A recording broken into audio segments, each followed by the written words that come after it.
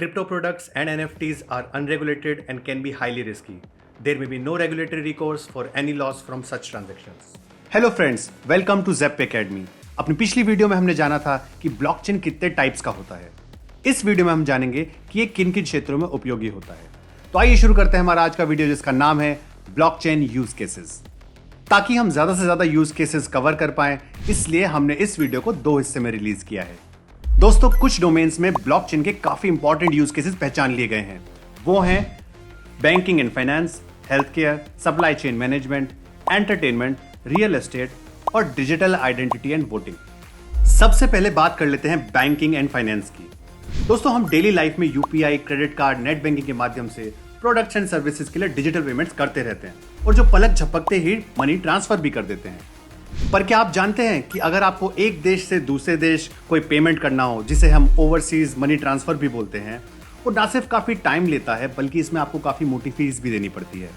जबकि इन्हीं पेमेंट्स को अगर हम ब्लॉकचेन के माध्यम से करें तो ना सिर्फ ये सेटल सेकंड्स में हो जाती हैं और फीस भी काफी कम लगती है। कई बैंक्स तो रिपल ब्लॉकचेन के साथ जुड़कर इस पर काफी काम भी कर रहे हैं। इसके अलावा वर्तमान में बैंक्स को अपने कस्टमर की केवाईसी करने में भी काफी मशक्कत करनी पड़ती है और इसके लिए काफी समय लग जाता है, जो कस्टमर और बैंक दोनों को फ्रस्ट्रेट करता है। केवाईसी एंटी मनी लॉन्ड्रिंग और फ्रॉड से बचाने के लिए गवर्नमेंट द्वारा बैंकों के लिए अनिवार्य कदम है।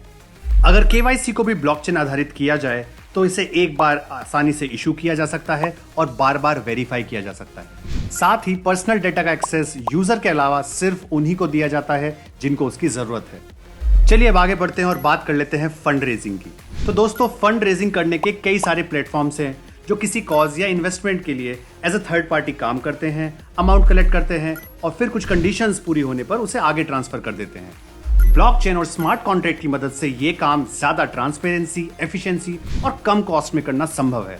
ब्लॉकचेन एक ऐसा प्लेटफॉर्म है जिस पर ट्रस्ट किया जा सकता है और अपनी इसी खूबी की वजह से ये P2P ट्रांसफर और हेज फंड्स में भी काफी मददगार है। तो दोस्तों, ये थे कुछ use cases banking and finance domain के।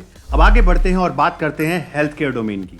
आज के टाइम पर हेल्थ केयर इंडस्ट्री में डेटा अलग अलग फॉर्मेट में अलग अलग हॉस्पिटल्स, डॉक्टर्स, लैब्स में बिखरा पड़ा रहता है और तो और ये डेटा मोस्टली पेपर फॉर्म में होता है।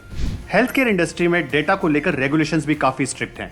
उदाहरण के लिए अमेरिका में हिपा एक रेगुलेशन है जो यह अनिवार्य करता है कि पेशेंट का डेटा सिर्फ उसकी मदद से ही किसी एजेंसी के साथ शेयर किया जा सकता है। इसलिए उस डेटा को सेफ रखने की जिम्मेदारी डॉक्टर्स, हॉस्पिटल्स और इंश्योरेंस एजेंसीज की बन जाती है। GDPR के रूप में ऐसा ही कुछ नियम यूरोप में भी लागू है। इन समस्याओं का आसान सा समाधान ब्लॉकचेन में नजर आता है। प्राइवेट ब्लॉकचेन की मदद से पेशेंट का हेल्थ रिकॉर्ड सिक्योर तरीके से न सिर्फ स्टोर किया जा सकता है बल्कि जरूरत के हिसाब से शेयर भी किया जा सकता है। अगर ऑडिटर को इस ब्लॉकचेन नेटवर्क से जोड़ लिया जाए तो डेटा को कब और किसने एक्सेस किया है, ये सारी जानकारी ऑडिटर तक पहुंच सकती है। इंश्योरेंसेस के क्लेम प्रोसेसिंग को स्मार्ट कॉन्ट्रैक्ट की मदद से ऑटोमेट किया जा सकता है। इससे क्लेम्स प्रोसेसिंग ना सिर्फ जल्दी होगी बल्कि ट्रांसपेरेंसी होने की वजह से अप्रूवल या डिनायल ये डिसीजन लेना भी आसान होगा। हेल्थ केयर इंडस्ट्री में नकली दवाइयों का कारोबार भी एक बहुत बड़ा सिरदर्द है और हम जानते हैं कि ब्लॉकचेन में रिकॉर्ड्स को ट्रैक और ट्रेस करना काफी आसान है। ब्लॉकचेन की वजह से दवाइयों की ट्रेडिंग में हो रहे फ्रॉड्स को कम किया जा सकता है। सच पूछो तो health care industry blockchain technology को लेकर काफी उत्साहित है। फ्रेंड्स, ये था ब्लॉकचेन के यूज केसेस पर आधारित पार्ट 1। बाकी यूज केसेस के बारे में बात करेंगे पार्ट 2 में। Thank you for watching this video. जुड़े रहिए ज़ेप एकेडमी के साथ। Crypto products and NFTs are unregulated and can be highly risky. There may be no regulatory recourse for any loss from such transactions.